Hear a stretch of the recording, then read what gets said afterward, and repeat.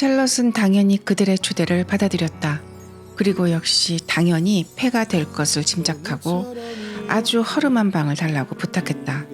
전망도 없고 다른 아무것도 없는 방이 좋다며 루시에게 안부를 전했다. 그리고 역시 당연히 다음 주 일요일에는 조지 에머슨이 테니스를 치러 올 것이다. 루시는 이런 상황에 용감하게 맞섰다. 하지만 루시도 우리 대부분과 마찬가지로 자신의 외부를 둘러싼 상황에만 맞섰을 뿐이었다. 그녀는 안쪽을 돌아보지 않았다. 때때로 마음 깊은 곳에서 낯선 환영이 떠오르면 그녀는 모두 예민한 신경 탓으로 돌렸다. 세실이 에머슨 부자를 서머 스트리트에 데려왔을 때 루시의 신경은 이미 예민해져 있었다.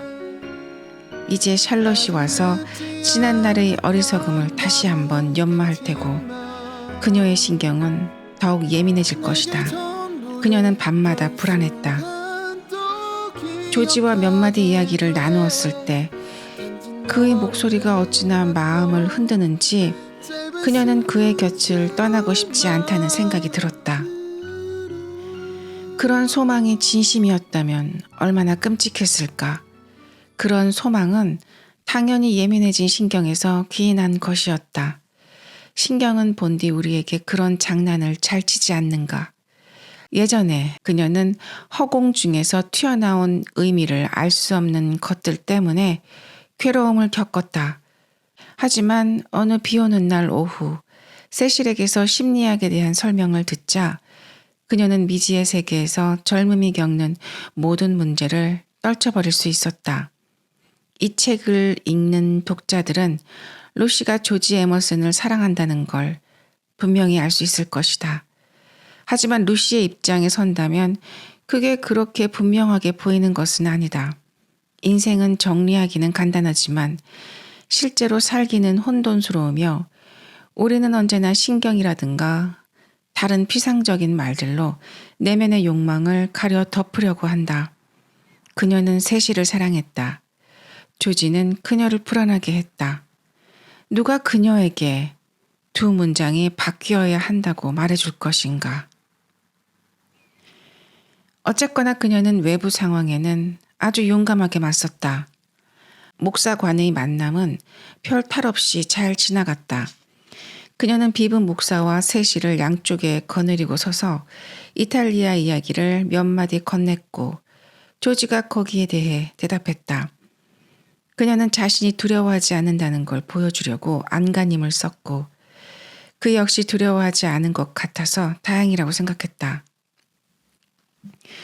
좋은 친구예요. 시간이 조금 더 지나면 지금의 미숙함을 떨쳐낼 겁니다.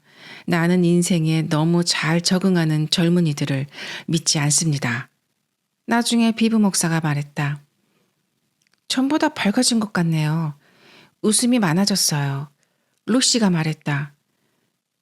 그래요. 이제 깨어나는 거지요. 그걸로 끝이었다. 하지만 일주일이 지나는 동안 그녀의 방어벽은 많은 부분이 허물어졌고 그녀는 감각적 아름다움을 지닌 이미지를 조용히 향유했다. 오는 길을 그렇게 분명하게 전해주었는데도 샬럿은 이상하게 헤매면서 왔다.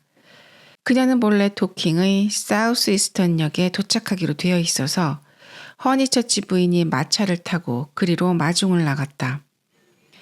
그런데 그녀는 런던의 브라이튼역에 내려서 마차를 잡아 탔다.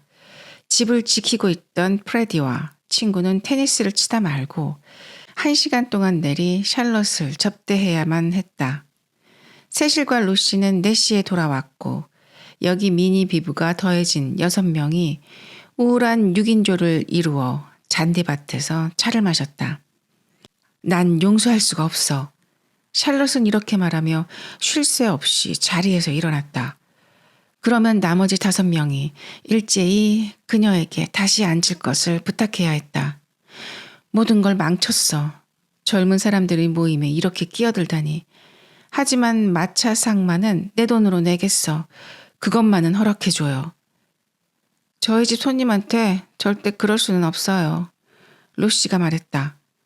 어느덧 삶은 달걀의 기억이 희미해진 프레디가 짜증스러운 목소리로 말했다. 누나가 오기 전 30분 동안 내가 샬럿 누님한테 그 말을 하고 또 했어. 나는 평범한 손님이 아니잖니? 샬럿은 그렇게 말하고 헤어진 장갑을 바라보았다. 정말 그러길 원하면 그렇게 하세요. 마차삭 5실링 가운데 1실링은 제가 이미 마부한테 주었어요. 샬럿은 지갑 속을 들여다보았다.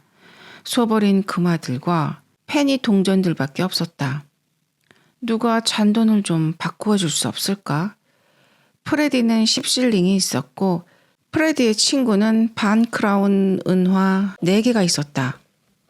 샬럿이 두 젊은이의 돈을 모두 받아들고 그리고 말했다. 그러면 누구한테 내 소버린 금화를 줘야 하지? 어머니가 와서 해결하시게 하면 어때요? 루시가 말했다. 아니야. 마차로 먼 길을 오셔야 할 텐데 나 때문에 골치 아프게 해드릴 수는 없지. 사람마다 단점이 있지만 내 단점은 돈 계산을 빨리 해치우고 싶어 한다는 거야. 그러자 프레디의 친구 플로이드가 한 가지 제안을 했다. 누가 샬럿의 소버린 금화를 받을지 동전을 던져서 결정하자는 것이었다. 해결책이 다가온 것 같았고 여발한 듯한 자세로 주변 전망을 내다보며 차를 마시던 세실도 우연이라는 영원한 매력에 이끌려 고개를 돌렸다. 하지만 그것도 해결책이 되지 않았다. 제발.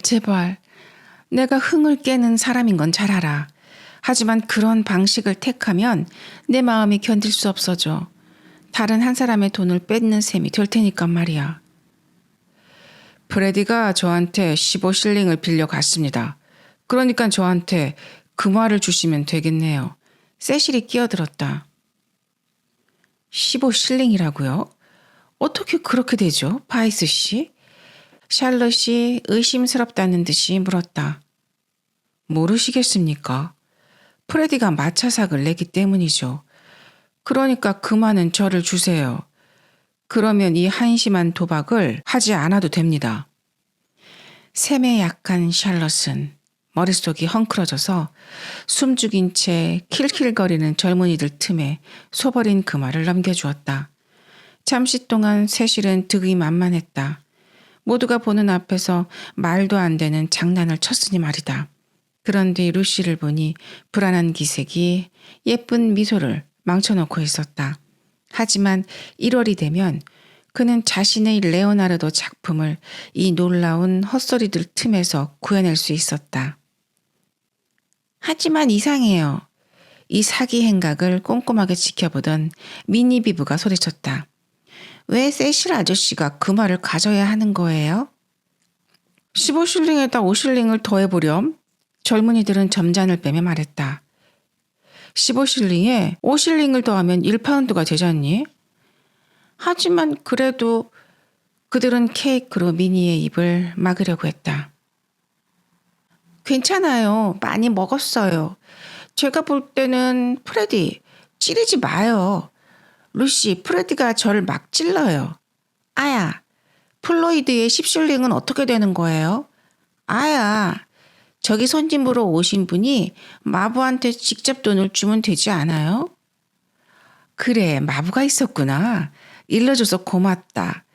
1실링이라고 했던가? 누가 나한테 반 크라운을 잔돈으로 바꿔줄 수 있는 사람? 샬럿이 얼굴을 붉히며 말했다.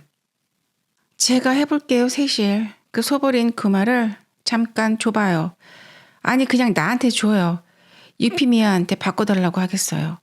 그런 다음 처음부터 다시 계산하는 거예요. 루시가 결연히 끼어들었다. 루시, 난 이렇게 사람들을 괴롭히기만 한다니까. 샬럿은 그렇게 말하고 루시를 따라 잔디 위를 걸어갔다. 루시는 유쾌한 신용을 하며 사뿐사뿐 걸어갔다. 말소리가 들리지 않을 만한 거리가 되자 샬럿이 한탄을 멈추고 루시에게 재빨리 말했다. 그 사람한테 얘기했니? 아니요, 안 했어요. 루시는 그렇게 대답한 뒤 혀라도 깨물고 싶다는 생각에 사로잡혔다. 샬럿의 말을 그렇게 빨리 이해했다는 사실이 스스로도 기가 막혔다. 그러니까 은하로 1파운드를 만들면 되죠? 그녀는 부엌으로 들어갔다. 샬럿의 돌변은 가히 섬뜩할 정도였다. 어떨 때 보면 샬럿은 말 한마디 한마디를 다 계획과 의도에 따라 하는 게 아닌가 싶었다. 마차와 잔돈에 대한 법석도 사람을 놀라게 하려고 일부러 마련한 책략인 것 같았다. 아니요, 세실한테도 아무한테도 말 안 했어요. 그녀가 동전을 가지고 돌아와서 말했다.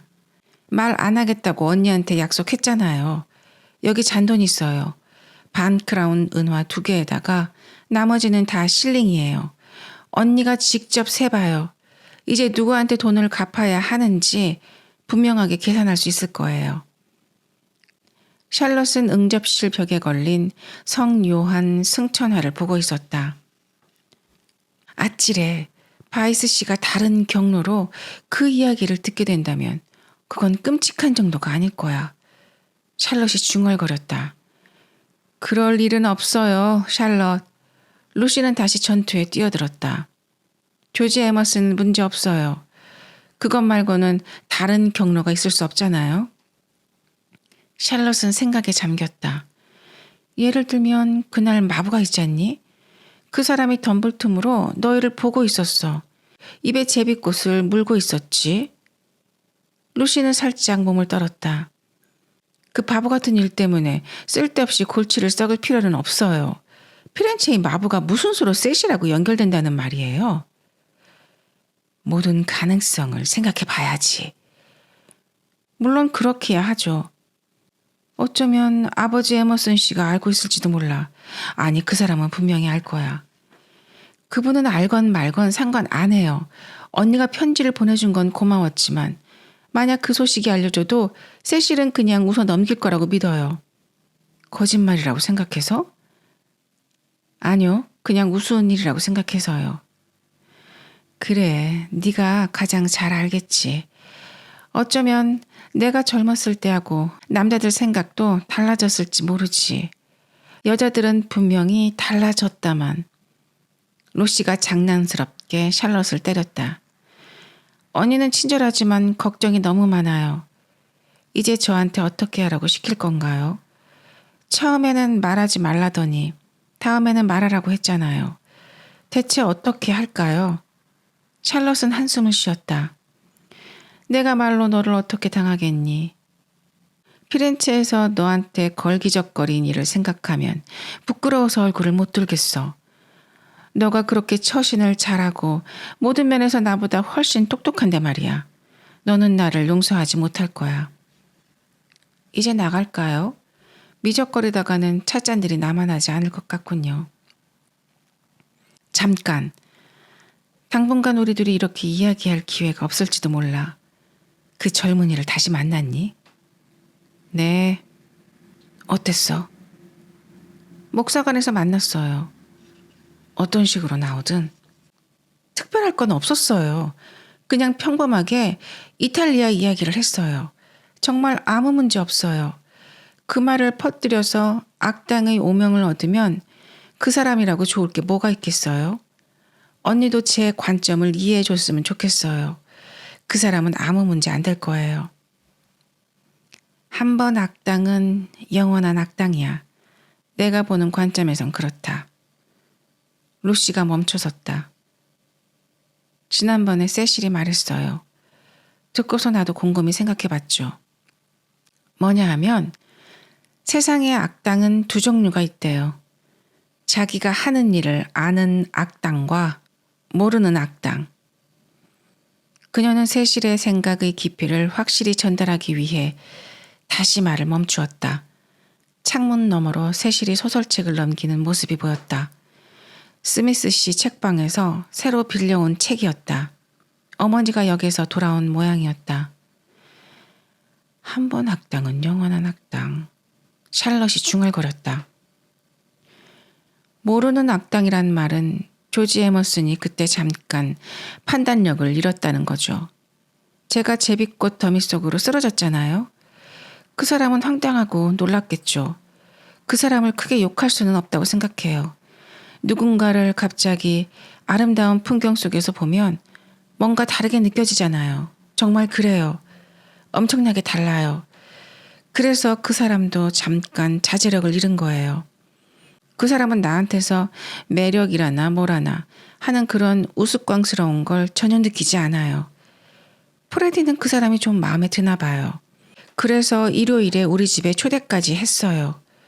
그러니까 언니가 직접 보고 판단해 보세요. 전보다 확실히 나아졌어요. 금방 눈물을 주르륵 흘릴 것 같은 그런 얼굴은 아니에요. 그리고 그 사람은 큰 철도 회사의 총감독실 직원으로 일해요. 짐꾼이 아니라고요. 주말이 되면 아버지를 보러 여기로 내려오고요. 아버지는 신문기자 일을 계속하려고 하는데 류마티즘 때문에 그만두셨어요. 아, 이제 정원으로 나가봐야겠네요. 루시는 손님의 팔짱을 꼈다. 이제 우리 바보 같은 이탈리아 이야기는 그만둬요. 언니가 윈디 코너에서 편히 쉴 수 있었으면 좋겠어요. 걱정 따위 제발 접어두고요. 루시는 자신이 제법 말을 잘했다고 생각했다. 하지만 독자들 중에도 루시가 한 군데서 실수를 저질렀음을 알아차린 사람이 있을 것이다. 샬럿이 그 실수를 알아차렸는지는 알 수 없다. 나이 든 사람들은 도무지 속을 내보이지 않기 때문이다. 무언가 이야기를 더 할 수도 있었겠지만 허니처치 부인이 들어오면서 두 사람의 대화는 중단되었다. 샬럿과 허니처치 부인이 도대체 어떻게 된 일인지 서로에게 설명하는 동안 루시는 그곳을 빠져나왔다. 그녀의 머릿속에서는 이미지들이 더욱더 선명하게 고동치고 있었다.